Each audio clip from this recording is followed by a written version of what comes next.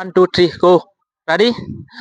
কিছুমান মানুহে সফলতা লাভ কৰিলে খুব আনন্দিত হোৱা যায় সেই মানুহজন যদি বন্ধু হয় আকৌ বেছি আনন্দিত হোৱা যায় হয় বন্ধুসকল মোৰ এনেকুৱা এজন বন্ধু আছে সেই বন্ধুজনে বহুত সফলতা লাভ কৰিছে ছ'চিয়েল মিডিয়া ইনষ্টাগ্ৰাম ফেচবুক সকলোতে ইতিমধ্যে তেওঁ ভাইৰেল হৈ আছে সেই বিশেষ বন্ধুজনে হৈছে ৰহিম ৰাজ হয় বন্ধুসকল মই আজি ক'বলৈ গৈ আছো ৰহিম ৰাজৰ বিষয়ে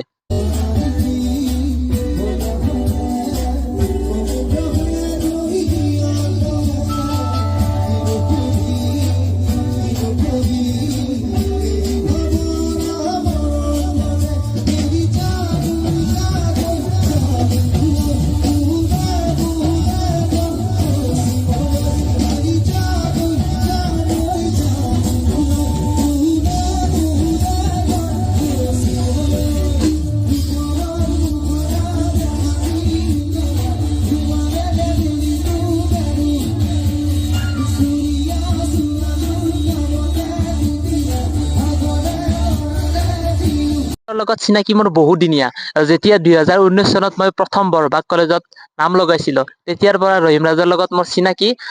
আমি একেটা ডিপাৰ্টমেণ্টৰ আছিলো সি আৰু মই পলিটিকেল সায়েন্স ডিপাৰ্টমেণ্টত আছিলো যেতিয়া আমি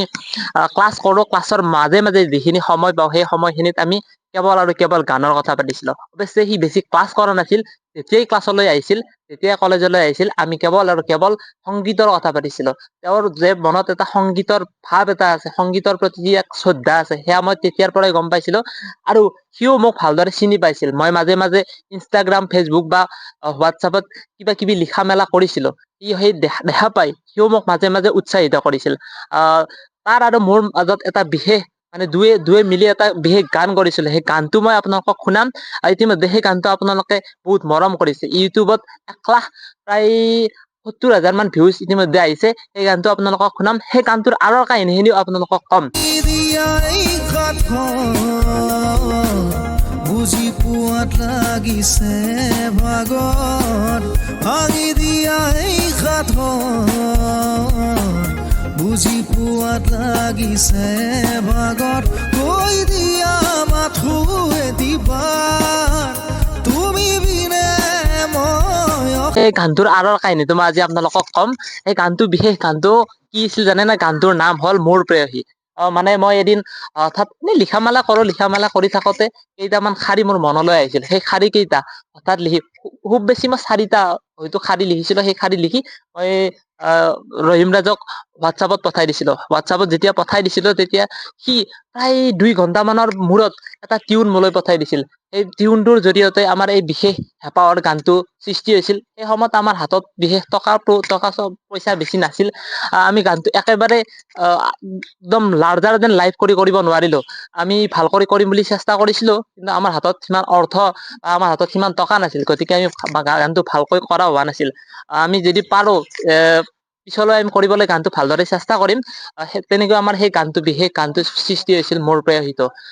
আপোনালোকে সেই গানটো বহুত মৰম কৰিছে ইউটিউবত প্ৰায় 1,70,000 মান ভিউজ হৈছে তাৰ কাৰণে আপোনালোকক সকলোকে ধন্যবাদ জ্ঞাপন কৰিছো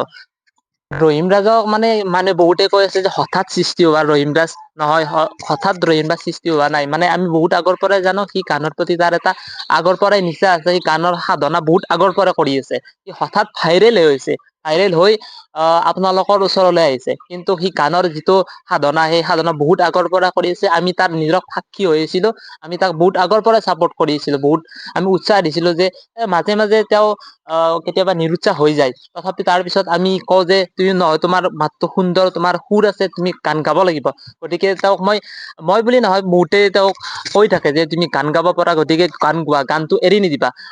সেই হিচাপে সকলো ঠিকে ঠাকে থাকি হাতত ভাইৰেল হৈ গ'ল আৰু আপোনালোকৰ মাজত আজি ৰহিম ৰাজৰ সৃষ্টি হ'ল ৰহিম ৰাজক আপোনালোকে সৃষ্টি কৰিবলৈ সক্ষম হ'ল ৰহিম ৰাজ এজন খুব ভদ্ৰ অমায়িক একেবাৰে সহজ সৰল ল'ৰা মই তাক খুব সুন্দৰকৈ চিনি পাওঁ তাৰ অহংকাৰ বোলা বস্তুটো নাই সকলো খুব ভাল ল'ৰা গতিকে ৰহিম ৰাজক আপোনালোকে আজি যেনেকৈ মৰম দি আছে আগলৈকৈ মৰম দি থাকিব আৰু তাৰ নিজা নিজা সৃষ্টি বহুত নিজা সৃষ্টি আহি আছে তাৰ লগত মই নিজে কাম কৰিবলৈ চেষ্টা কৰিম সকলো এতিয়া যেনেকৈ মৰম দি আছে তেওঁক মৰম দি থাকিব আগলৈকো মৰম দি থাকিব